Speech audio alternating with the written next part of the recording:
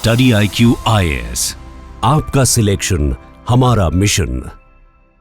नमस्कार दोस्तों जैसा कि आप सब जानते हैं, कल देर रात को खबर आती है कि पाकिस्तान ऑक्यूपाइड कश्मीर में पैनिक जैसा सिचुएशन मचा हुआ है, क्योंकि वहां के झेलम नदी में अचानक से बहुत सारा पानी आ गया। पाकिस्तान ने, ऑब्वियस सी बात है, इसका पूरा आरोप भारत पर रचा है और कहा है कि हमें कोई भी इंफॉर्मेशन नहीं दी गई थी। खैर, यहां पर आपको एक और चीज समझना होगा। मान लीजिए भारत ने ऑलरेडी इंडस वाटर ट्रीटी को सस्पेंड कर दिया है, फ्रीज कर दिया है, तो यहां पर भारत के लिए एक दूसरा खतरा हो सकता है। हमारे ईस्टर्न साइड में, हमारे जो नॉर्थ ईस्टर्न स्टेट्स हैं, उसके लिए बड़ा खतरा हो सकता है और इसीलिए इसको वाटर बॉम्ब कहा जा रहा है। मान लीजिए एक ऐसा सिचुएशन आता है जहां पर पाकिस्तान के पास कोई ऑप्शन नहीं बचता, तो उस केस में क्या चाइना पाकिस्तान की मदद करेगा? तो यहां पर थोड़ा समझने की जरूरत है कि आखिरकार चाइना क्या कर रहा है और क्या यहां पर पाकिस्तान चाइना से मदद मांगेगा, क्या सारी चीजें होंगी, वो सब कुछ मैं आपको डिटेल से बताऊंगा। चलिए आगे बढ़ते हैं, लेकिन उससे पहले आप सबको बता दूं, स्टडी IQ पर कोई भी कोर्स बैच आप लेते हो, जैसे हमारा UPSC का कोर्स फाउंडेशन बैच स्टार्ट हो गया है, ये आप अवेल कर सकते हैं by using this code Ankit live.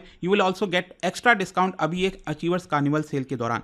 चलिए शुरुआत करते हैं। देखिए, सबसे पहले मैं आपको बता दूं, भारत और पाकिस्तान इस समय वाटर वॉर में छिड़े हुए हैं। जैसा कि आप सब जान ही रहे हो, इंडस वाटर को लेकर एक बड़ी जंग चल रही है। दोनों तरफ से आपको बयानबाजी देखने को मिलेगी। जो पाकिस्तान का फॉरेन मिनिस्टर है बिलावल भुट्टो जरदारी, उसने तो डायरेक्टली भारत को थ्रेटन कर दिया है कि सिर्फ ब्लड बहेगा अगर भारत ने किसी भी प्रकार से पानी को रोका। फिर इसके पहले आपको याद होगा, हमारे यूनियन मिनिस्टर जल शक्ति जो मिनिस्टर हैं CR पाटिल, उन्होंने कह दिया कि भारत सरकार यहां पर मेजर्स ले रही है ताकि एक बूंद भी पानी पाकिस्तान में ना जा पाए। उन्होंने कहा कि हम एक कॉम्प्रिहेंसिव प्लान बना रहे हैं ताकि जो इंडस नदी का पानी है, जो पूरा इंडस रिवर सिस्टम है, उसका ज्यादा से ज्यादा जो इस्तेमाल है वो भारत के अंदर ही किया जाए। ठीक है, यहां पर जब मैं कहता हूं ना कि भारत ने इंडस वाटर ट्रीटी को फ्रीज कर दिया है, तो इसका मतलब क्या है? देखो, फ्रीज करने का सिंपल अर्थ ये हुआ कि भारत ने यहां पर जो ट्रीटी का मैकेनिज्म था ना, जो ट्रीटी में लिखा हुआ था कि ये चीजें होनी चाहिए, उसको एक प्रकार से सस्पेंड किया है। For example, data sharing.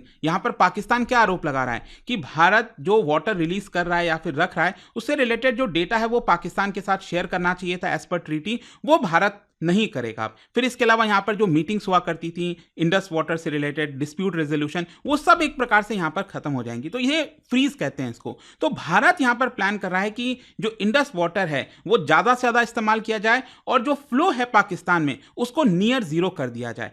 खैर, ये अभी बहुत लॉन्ग टर्म में ही पॉसिबल हो सकता है, लेकिन देखिए यहां पर भारत भी कह रहा है कि हम 3 फेज में प्लान कर रहे हैं। ऐसा नहीं है कि पूरा का पूरा पानी अभी रुक जाएगा। For example, short term plan में यहां पर कोशिश यही है कि भारत जो है ज्यादा से ज्यादा जो इरिगेशन के लिए पानी है वो डाइवर्ट कर दे, हाइड्रो पावर प्रोजेक्ट्स में लगाए। यहां पर जो हमारी स्टोरेज कैपेबिलिटीज हैं ईस्टर्न रिवर की, ईस्टर्न रिवर जब मैं कह रहा हूं तो ये एटलीस्ट जो हमारा पानी है, दैट इज रवि, ब्यास और सतलज, जो कि इंडस वाटर ट्रीटी के तहत ये तीनों पानी जो हम इस्तेमाल करना चाहिए, वो भी शायद हम पूरी तरह से नहीं कर पा रहे हैं, तो उसका भी पूरा इस्तेमाल करना चाहिए। फिर इसके अलावा यहां पर मीडियम टर्म प्लान ये है कि वेस्टर्न नदी वाला जो पानी है, ये जो ऊपर की 3 नदियां हैं इंडस, झेलम और चेनाब, ये एटलीस्ट जो पाकिस्तान में जाता है as per Indus water treaty, तो वो अब हम डाइवर्ट करना स्टार्ट कर देंगे मीडियम टर्म में। और यहां पर डैम वगैरह से रिलेटेड जो प्रोजेक्ट्स हैं उसका कंस्ट्रक्शन स्टार्ट हो जाएगा। और लॉन्ग टर्म में प्लान ये है कि पूरा का पूरा जो ट्रीटी है वो समाप्त हो जाएगा, क्योंकि यहां पर हम बड़े बड़े जो डैम्स वगैरह हैं, स्टोरेज कैपेसिटी हो गया, वो सारी चीजें यहां पर बनाएंगे इन नदियों पर, ताकि ज्यादा से ज्यादा पानी भारत में ही रहे और हार्डली कोई पानी जो है पाकिस्तान में जा पाए। ये एक प्रकार से 3 फेज प्लान की बात कही जा रही है। तो आई होप आप समझ पा रहे होगे कि ये लॉन्ग टर्म पर्सपेक्टिव से, ऐसा नहीं है कि अचानक से चुटकी बजाते हुए यहां पर चीजें हो जाएंगी। खैर, अब क्वेश्चन ये है कि पाकिस्तान का क्या रिएक्शन था। पाकिस्तान ने तो कह दिया कि it is an act of war. यहां पर डर यह है पाकिस्तान में कि पूरा जो एग्रीकल्चर है पंजाब सिंध प्रोविंस के अंदर, वो कोलैप्स हो सकता है, एनर्जी क्राइसिस आ सकती है, हाइड्रो पावर जो इलेक्ट्रिसिटी जनरेशन है वो नहीं कर पाएगा। फिर इसके अलावा इन सारी चीजों की वजह से जो ड्राउट होगा, जो सूखा पड़ेगा, फमीन रिस्क होगा, इसकी वजह से पाकिस्तान में इंटरनल डिस्प्लेसमेंट हो सकता है। वहां पर जो लोग रह रहे हैं वहां से शिफ्ट होकर दूसरे एरियाज में जा सकते हैं। तो इसी की वजह से यहां पर पाकिस्तान ने धमकी दिया कि हम इस मैटर को इंटरनेशनली ले जाएंगे। लेकिन अब क्वेश्चन ये आता है कि जब ये जंग भारत और पाकिस्तान में चल रही है तो भारत को इससे क्या खतरा है? देखो, भारत को खतरा है वाटर बॉम्ब फ्रॉम चाइना, क्योंकि यहां पर अगर हम इंडस नदी की बात करेंगे ना, तो चाइना भी इस पूरे पिक्चर में आ जाएगा, क्योंकि चाइना एक मैसिव ब्रह्मपुत्रा पे डैम बना रहा है और ये डैम है super dam 137 billion dollar. Can you imagine, इतना सारा पैसा से 137 बिलियन डॉलर का ये पूरा डैम, और वो भी अरुणाचल प्रदेश के जस्ट पास। मैं आपको थोड़ा सा मैप में भी दिखाता हूं। ये अरुणाचल प्रदेश है, ऊपर रहा तिब्बत। तो जो चाइना है वो क्या कर रहा है कि तिब्बत में ये जो मेडॉक काउंटी है यहीं पर से आपका गुजरता है जो है आपका यालुंग सैंगपो, जो ब्रह्मपुत्रा नदी है, जो इसको कहते हैं चाइना के अंदर। और जब ये अरुणाचल प्रदेश में आती है ना नदी, इसको सियांग रिवर कहा जाता है, फिर इसको हम ब्रह्मपुत्रा रिवर के नाम से जानते हैं। तो यहां पर क्या है कि जो डैम बनाया जा रहा है ये बॉर्डर से हार्डली सिर्फ 30 किलोमीटर की दूरी पर ही है।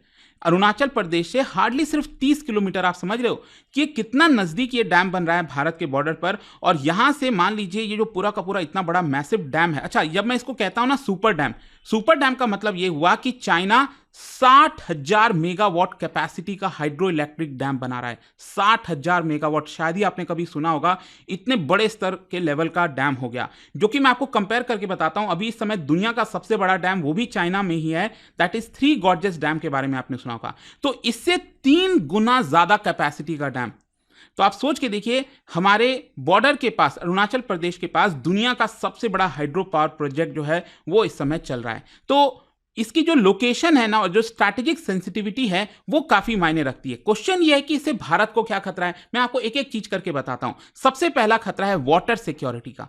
कहने का मतलब यह है कि चाइना इस डैम के माध्यम से जो ब्रह्मपुत्रा नदी का पानी है उसको रेगुलेट कर सकता है, रोक सकता है, फ्लड ला सकता है, कुछ भी कर सकता है। मतलब अगर मान लो चाइना के साथ कॉन्फ्लिक्ट या टेंशन बढ़ा तो यहां पर पानी को रोक सकता है, जिसकी वजह से अरुणाचल प्रदेश, आसाम में सूखा आ सकता है, ड्राउट आ सकता है। फिर हो सकता है कि अचानक से पानी रिलीज कर दे, जिसकी वजह से इस पूरे कई सारे जो विलेजेस हैं, कई सारे जो डाउन स्ट्रीम सिटीज हैं, उनमें बहुत बड़ी तबाही आ सकती है। जस्ट फॉर एग्जाम्पल, अभी ये जो झेलम नदी की हम बात कर रहे हैं, इंडस नदी में जिस तरह से झेलम नदी में पानी छोड़ा गया, लेकिन सब कुछ यही देखना पड़ेगा कि क्या चाइना पाकिस्तान की मदद करेगा, क्योंकि चाइना भी ऐसा नहीं है कि इतना बड़ा खतरा मोल लेगा, ये भी आपको समझना है।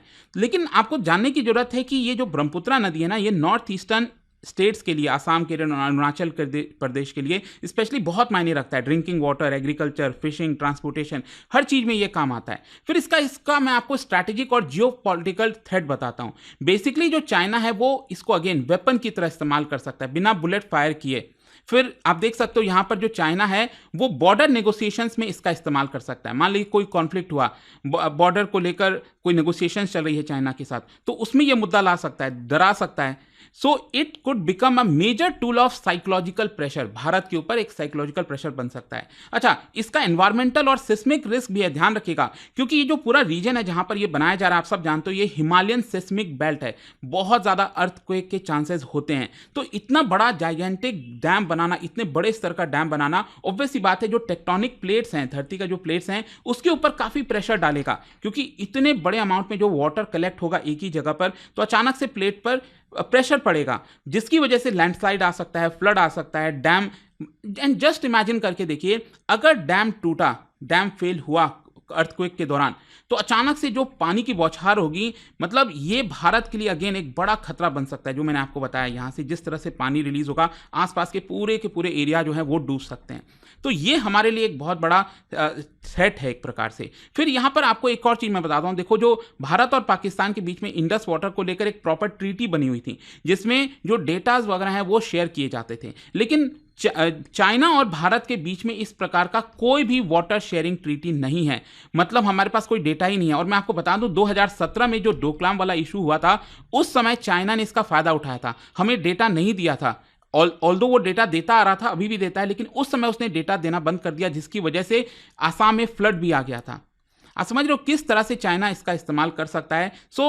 हमारे पास किसी भी प्रकार का लीगल सेफगार्ड नहीं है, डिस्प्यूट रेजोल्यूशन मैकेनिज्म नहीं है कि यहां पर हम अपने आप को बचा सकें। सो दैट इज वाई यहां पर भारत भले ही पाकिस्तान को चोक कर ले इंडस वाटर कंट्रोल करके, लेकिन चाइना के पास भी पोटेंशियल है, वो भारत को हिट बैक कर सकता है हमारे ईस्टर्न फ्रंट पर। ये आपको समझना था। अच्छा, इसका स्ट्रैटेजिक और जियोपॉलिटिकल इंप्लीकेशन क्या होगा अलग अलग देशों पर। जैसे भारत के ऊपर अगर हम बताएं, तो हमारे लिए तो वाटर डिप्लोमेसी एक कोर स्ट्रैटेजिक वेपन बन जाएगा भारत के लिए, और हमें बैलेंसिंग एक्शन प्ले करना पड़ेगा। हम चाहेंगे कि पाकिस्तान को चोट पहुंचे, लेकिन साथ ही साथ हमें इंश्योर करना होगा कि चाइना हमें नॉर्थ ईस्टर्न साइड से चोट ना पहुंचाए। पाकिस्तान के लिए तो देखिए बहुत ही बुरी खबर है यहाँ पर, क्योंकि उसकी जो डिपेंडेंसी है ना डिप्लोमेसी और उसके जो अलाइज हैं चाइना, अरब नेशंस, उनके ऊपर डिपेंडेंसी बढ़ जाएगी। वो लोग चाहे पाकिस्तान इनके ऊपर प्रेशर डालेगा कि आप भारत पर प्रेशर डालिए कि इंडस नदी से जो पानी है वो नॉर्मली आने दे। और साथ ही साथ पाकिस्तान के लिए तो सबसे बड़ी मुसीबत यही है कि अगर यहां पर वाटर रुका तो एक आप वाटर राइट्स देख सकते हैं पाकिस्तान के अंदर, इस तरह के हालात बन सकते हैं। चाइना अगेन यहां पर वो भारत के ऊपर प्रेशर डाल सकता है कभी भी, तो ये इंप्लीकेशन है। खैर यहां पर मैं आपको ये भी बता दूं, भारत भी शांत नहीं बैठा है, भारत भी अपने प्रोजेक्ट्स लॉन्च करने की कोशिश कर रहा है। फॉर एग्जाम्पल अरुणाचल प्रदेश में आप देखोगे तो 11,000 मेगावाट का सियांग अपर मल्टीपर्पज स्टोरेज प्रोजेक्ट ये हम बना रहे हैं, और साथ ही साथ 2880 मेगावाट का दिबांग मल्टीपर्पज प्रोजेक्ट बना रहे हैं। इसका कोशिश यही है ताकि जो भी पानी तिब्बत से आता है अरुणाचल प्रदेश में, तो वो पहले आसाम एंटर करने से पहले उसको कलेक्ट किया जाए, ताकि हम फ्लड वगैरह को मिटिगेट कर सकें, मैनेज कर सकें, हाइड्रो पावर जो जनरेशन है वो भी हम कर सकें। लेकिन ध्यान रखिएगा इन सभी प्रोजेक्ट्स में अभी थोड़ा सा डिलेज देखने को मिल रहा है। एक तो लोकल ऑपोजिशन हो रहा है एनवायरमेंटल कंसर्न्स को लेकर, टेरेन वगैरह काफ़ी डिफिकल्ट है, उसको बनाना आसान नहीं है, फिर फाइनेंसिंग का भी चैलेंजेस आ रहा है, बहुत पैसा लग रहा है इसके अंदर। तो ये सारी चीज़ें हैं। अल्टीमेटली देखो कंक्लूजन ये निकलता है कि water war south Asia region में एक बहुत रियल चीज़ बनने जा रही है। अब से यहां पर डैम बिल्डिंग स्टार्ट हो जाएगा, मतलब पाकिस्तान भी फोकस करेगा डैम बिल्डिंग बनाने पर, भारत भी करेगा, चाइना भी करेगा, ये सब कुछ होने वाला है। फिर इसके अलावा यहां पर जो एग्रेसिव डिप्लोमेटिक स्टैंसेस हैं रिवर को लेकर वो बढ़ने वाला है, और वाटर एक प्रकार से बार्गेनिंग चिप बन जाएगा, चाहे इंडो पाकिस्तान की बात करें या फिर इंडो चाइना कॉन्फ्लिक्ट की बात करें। तो देखते हैं आगे इसको लेकर क्या होता है। बट यहां पर मैं आपको सबको बताना चाहता था कि कैसे ये जो इंडस नदी वाला पूरा कदम लिया गया है भारत के द्वारा, इसका एक कॉन्सिक्वेंस हो सकता है हमारे नॉर्थ ईस्टर्न साइड में, जो आपको पता होना चाहिए। मैं ये नहीं कह रहा हूं कि होगा ही, अच्छी बात है अगर भारत इसको डिप्लोमेटिकली हैंडल कर लेता है चाइना के साथ, लेकिन देखना होगा। देखो पाकिस्तान भी डेफिनेटली प्रेशर बनाएगा चाइना पर, वो देखने वाली बात होगी कि आगे क्या होता है। लेकिन जाने से पहले आप सबके लिए एक इंटरेस्टिंग क्वेश्चन, क्या बता सकते हो इनमें से कौन सा हाइड्रो इलेक्ट्रिक प्रोजेक्ट है जो चेनाब रिवर पर बन रहा है, और ये एक पॉइंट ऑफ कंटेंशन था, एक प्रॉब्लम बना हुआ था भारत और पाकिस्तान के बीच में। हम कौन से प्रोजेक्ट की यहां पर बात कर रहे हैं? इसका राइट आंसर आप सब जानते हैं, मेरे इंस्टाग्राम पर तो मिलेगा ही, वहां पर अगर आप नहीं हो कोई बात नहीं, टेलीग्राम से ले सकते हैं इसका सही उत्तर। और जैसा मैंने आपको बताया, अगर आप यूपीएससी की तैयारी कर रहे हैं इस समय सेल के दौरान आपको एक्स्ट्रा डिस्काउंट मिलेगा, यूज करिए ये code Ankit live to get maximum discount.